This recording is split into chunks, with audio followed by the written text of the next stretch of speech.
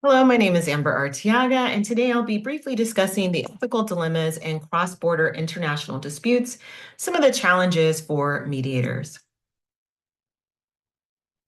So the definition cross-border disputes involves parties from different countries with different legal, cultural, or business frameworks. The objective here today is just to explore some of the common ethical dilemmas that mediators or arbitrators may face in international disputes and discuss some of the strategies that can be used to address these challenges.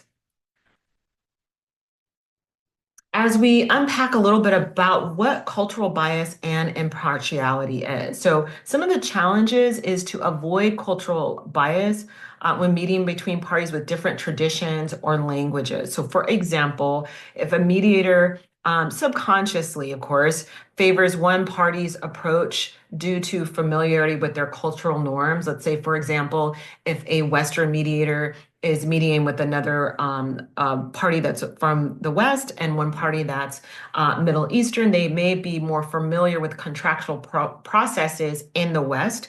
And so that could create a either known or even unconscious bias in that mediation. So one of the solutions towards this would be cultural competence training and a neutral interpretation service if it's needed, so that the mediator can be more aware and have greater understanding into some of the cultural norms of both parties, so that they can indeed continue to remain neutral in the mediation.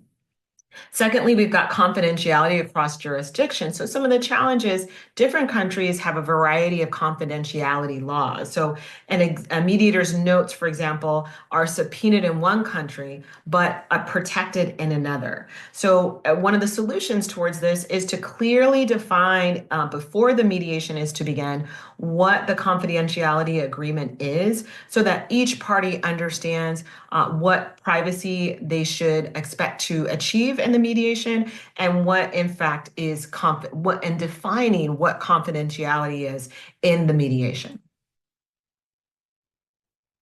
So some of the strategies to navigate ethical dilemmas is first and foremost, as I've mentioned, to develop cultural awareness. So attend workshops and trainings on cross-cultural competence.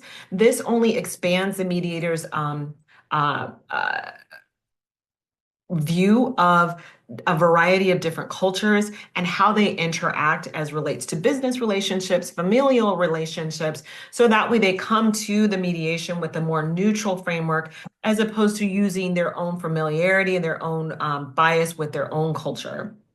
Again, sorry, number two is transparency. So disclosing any conflicts of interest early on in the mediation, uncovering if there are any, how they might want to address them at that time. Clear agreement. So define fully what confidentiality is and what the process and the rules are going to be before the mediation can begin. So that way the parties know what to expect. Finally, or almost second to the last, leverage technology. So use virtual tools for effective communication. Now there are a number of technology resources where the parties can have like an earpiece where it actually interprets for them. So you have maybe a more direct, more accurate interpretation of what's being said in the mediation, should there be language barriers that present doing some of these cross-cultural mediations. And then, of course, engage local experts. So, consult legal and cultural advisors.